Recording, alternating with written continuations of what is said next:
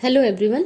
आज हम जिस टॉपिक पे बात करेंगे वो है मीडियन टेस्ट। एक नॉन पैरामेट्रिक टेस्ट है। इससे पहले जो हमने आप लोग मीडियन सुनकर ये कंफ्यूज नहीं हो, मध्यांक क्योंकि हमने सेंट्रल टेंडेंसी में भी पढ़ा था, वो पैरामेट्रिक टेस्ट के अंतर्गत आता है और ये नॉन पैरामेट्रिक टेस्ट के अंतर्गत आता है। नॉन पैरामेट्रिक टेस्ट के बारे में मैंने आपको बता दिया कि इसमें किसी भी तरीके की अजम्पशंस है वो फॉलो नहीं की जाती है। तो यहाँ पर मीडियन टेस्ट का मतलब है कि जब हमारे पास दो इंडिपेंडेंट ग्रुप होते हैं, यानी वहां पर हमें सिर्फ एक डेटा दिया हुआ होगा, या तो वो ग्रुप डेटा होगा या अनग्रुप डेटा होगा या सेमी ग्रुप डेटा होगा। जो मैं केंद्रीय प्रवृत्ति में आपको जो मैंने मीन मीडियन मोड करवाए थे उसकी मैं बात बता रही हूँ कि कहीं आप मीडियन टेस्ट लिखा हुआ मध्यांक परीक्षण या मध्यांक लिखा हुआ हो तो आपको किसी भी तरीके से कंफ्यूज नहीं होना है।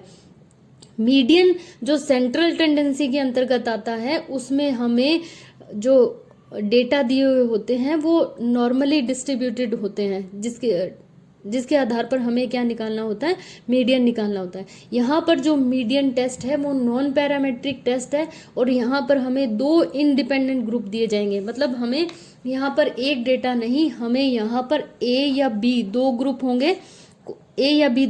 होंगे, उनके डेटा दिए हुए रहेंगे हमें, और हमें ये बताना होगा कि इन दोनों का जो मीडियन है उनमें सार्थक अंतर है या नहीं। तो यहाँ पर मैंने लिखा भी है, मध्यांक परीक्षण जो है दो स्वतंत्र समूहों की केंद्रीय प्रवृत्ति में सार्थक अंतर का परीक्षण करने की प्रक्रिया है। The median test is the procedure for testing whether two independent groups differ in central tendencies, कि जो दो इंडिपेंडेंट ग्रुप हमने लिए हैं क्या वो सेंट्रल टेंडेंसीज पर डिफर करते हैं या नहीं। मतलब वो उनका मध्यांक के आधार पर हम उनमें सार्थक अंतर बता सकते हैं या नहीं। दो स्वतंत्र प्रतिदर्श समूह की तुलना उनके मध्यांक के आधार पर करता है, तब मध्यांक परीक्षण किया जाता है। जब हम मीडियन के अंतर्गत हम क्या करते हैं, सबसे पहले शून्य उपकल्पना या नल हाइपोथेसिस बनाते हैं कि जो दो इंडिपेंडेंट सैंपल हमें दिए गए हैं उनके मध्यांकों में कोई अंतर नहीं है। कहने का मतलब दोनों मध्यांक समान है। मतलब हमें दो इंडिपेंडेंट ग्रुप दे दिए, इंडिपेंडेंट ग्रुप का मतलब है कि इन दोनों ग्रुप का आपस में कोई संबंध नहीं होता सीधा। तो ये दो इंडिपेंडेंट ग्रुप है, यानी ये इस पर निर्भर नहीं करेगा और ये इस पर निर्भर नहीं करेगा। ये दो इंडिपेंडेंट ग्रुप है, इन दोनों ग्रुप के डेटा हमें दिए रहेंगे। हमें ये बताना होगा कि इनके मध्यांकों में कोई सार्थक अंतर है या नहीं। तो इसके लिए हमें सबसे पहले नल हाइपोथेसिस बनानी होगी। वो नल हाइपोथेसिस क्या बनेगी कि इसके और इसके मध्यांकों के बीच में कोई संबंध नहीं है, कोई भी सार्थक अंतर नहीं है। उसके बाद हमें क्या करना होगा, ये जो हमने नल हाइपोथेसिस बनाई है इसकी टेस्टिंग के लिए हमें क्या करना होगा, दोनों जो सैंपल हमें दिए गए हैं इंडिपेंडेंट ग्रुप के उनका कंबाइंड मीडियन निकालना होगा। कंबाइंड मीडियन निकालेंगे दोनों का, यानी दोनों का एक साथ मीडियन निकाला जाएगा। फिर उस मीडियन के बेस पे दोनों का एक मीडियन आ गया। जैसे मान लीजिए हमारे पास दो ग्रुप हैं, इनका एक कंबाइंड मीडियन आ गया, मान लीजिए इसका मीडियन हमारा 10 आ जाता है। तो हमें ये देखना है कि 10 से ऊपर कितने हैं और 10 से नीचे कितने हैं इस ग्रुप में, और इस ग्रुप में 10 से ऊपर कितने हैं और 10 से नीचे कितने हैं। तो ये हमारे पास चार कंडीशन हो जाती है, चार कैटेगरी आ जाती है, ए बी सी और डी। ये हमारा 2x2 कंटीजेंसी तैयार हो गया। इससे जस्ट पहले मैंने आपको 2x2 कंटीजेंसी टेबल की सहायता से काई स्क्वायर निकालना दिखाया है। तो यहाँ भी हमें जैसे ही हमारी 2x2 कंटीजेंसी टेबल बन जाती है उसके आधार पर हमें काई स्क्वायर निकालना है और सार्थक अंतर बताना है। तो अगर हमने वैल्यू जो कैलकुलेट करी है काई स्क्वायर के बेस पर, वो अगर जो वैल्यू हमने कैलकुलेट करी है वो अगर हमारी टेबल की वैल्यू से अधिक आती है तो हम ये कहेंगे कि सार्थक अंतर है, और अगर वो कम आ जाती है तो हम ये कहेंगे कि सार्थक अंतर नहीं है। और अगर सार्थक अंतर नहीं होता है तो हम शून्य उपकल्पना या नल हाइपोथेसिस को एक्सेप्ट कर लेते हैं। अगर ऐसा नहीं होता है तो हम उसको रिजेक्ट कर देते हैं। और इसके अलावा ऑर्डिनल स्केल पर जो आंकड़े लिए जाते हैं, मैंने आपको स्केल चारों तरीके के बताए थे, nominal scale, ordinal scale, ratio scale और इंटरवल स्केल। ऑर्डिनल स्केल पर जो डेटा लिए जाते हैं उनमें मीडियन टेस्ट जो है वो अधिक उचित रहता है या उपयुक्त होता है।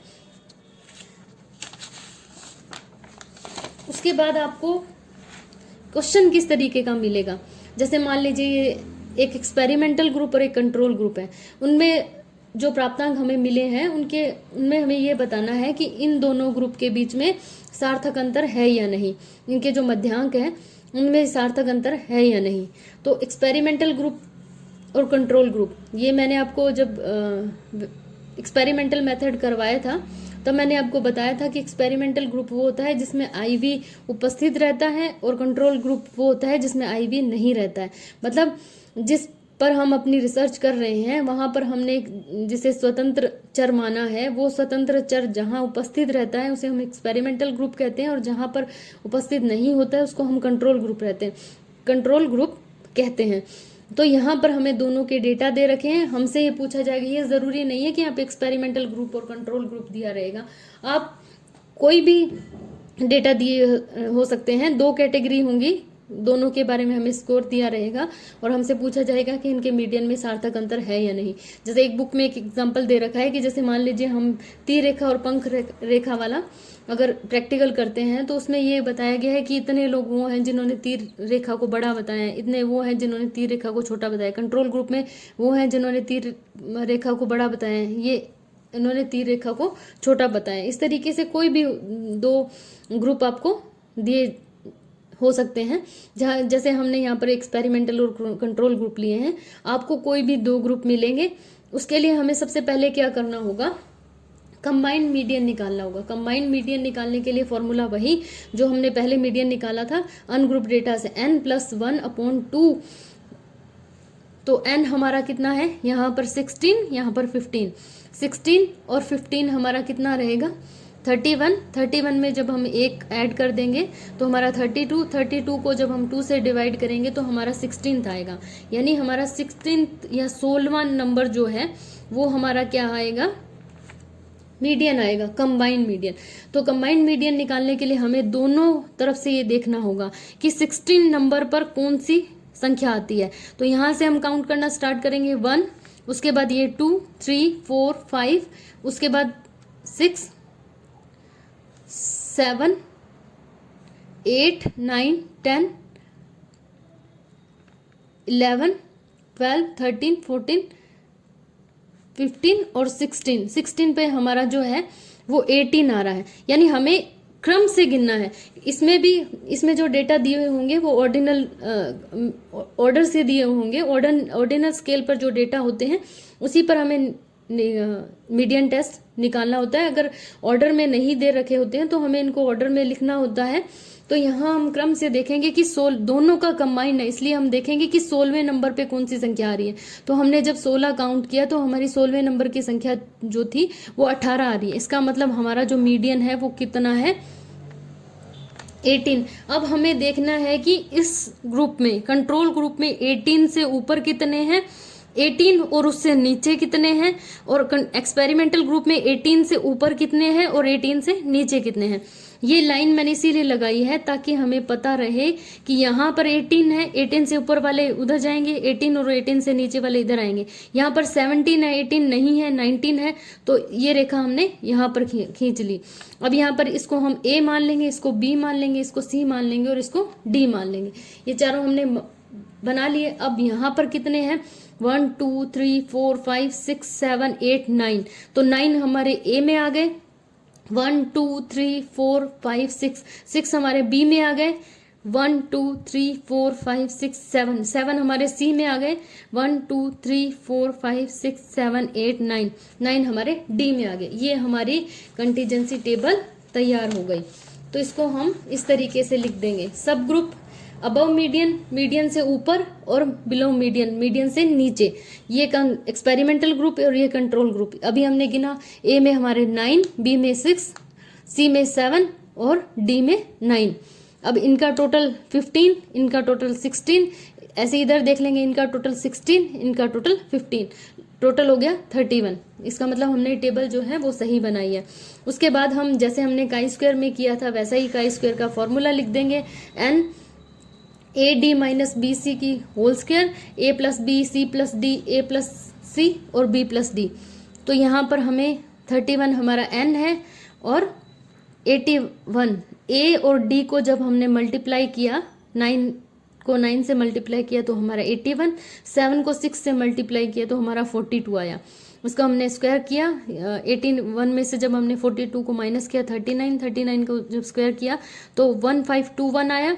इसको हम 31 से मल्टीप्लाई कर देंगे। इसी तरीके से नीचे जो A प्लस B मतलब ये और ये, तो 9 + 6 कितने हुए हमारे 15, और इधर हमारे a + b के बाद c + d, c + d हमारा 16, इसी तरीके से a + c हमारा 16 और b + d हमारा 15 आया। तो अब हमने 15 और 16 और 15 इन सबको जब मल्टीप्लाई किया तो हमारा 57600 आया। जब हमने 31 को 1521 से मल्टीप्लाई किया तो 47151 आएगा। इसको हमने 57600 से डिवाइड किया तो हमारा 0.81 आ गया। अब हमें ये देखना है कि हमारा काई स्क्वायर तो आ गया, लेकिन ये काई स्क्वायर हमारा, ये जो हमारा मीडियन आया है, ये हमारा सार्थक है या नहीं। इसके लिए हमने क्या करना है, सबसे पहले डीएफ निकालना है। डिग्री ऑफ फ्रीडम मैंने आपको बताया था कि काई स्क्वायर में r-1 यानी रो -1 और c-1 यानी कॉलम -1।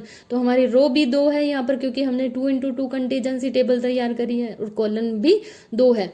तो 2 में से 1 और 2 में से 1 घटाएंगे तो हमारा 1 आएगा, और 1 के आधार पर 1 जब हमारा डिग्री ऑफ फ्रीडम आएगा तो उसके बेस पे हमने जो वैल्यू देखी है वो 0.05 पे आएगी 3.84, और 0.01 पे आएगी 6.635।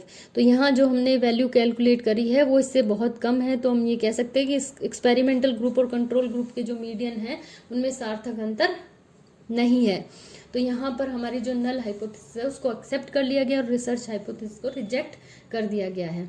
तो इस तरीके से आपको मीडियन टेस्ट निकालना है। तो नॉन पैरामेट्रिक टेस्ट में आपके एग्जाम में काई स्क्वायर ही आता है, मीडियन टेस्ट नहीं आता है। 2 × 2 कंटीजेंसी टेबल भी बहुत कम आता है। मीडियन टेस्ट आने के चांसेस बहुत कम है, लेकिन फिर भी आपको ये आने चाहिए। तो अगर आपको समझ में नहीं आए तो आप फिर से बोल देना, तो मैं आपको फिर से एक बार क्लियर कर दूंगी। Thank you.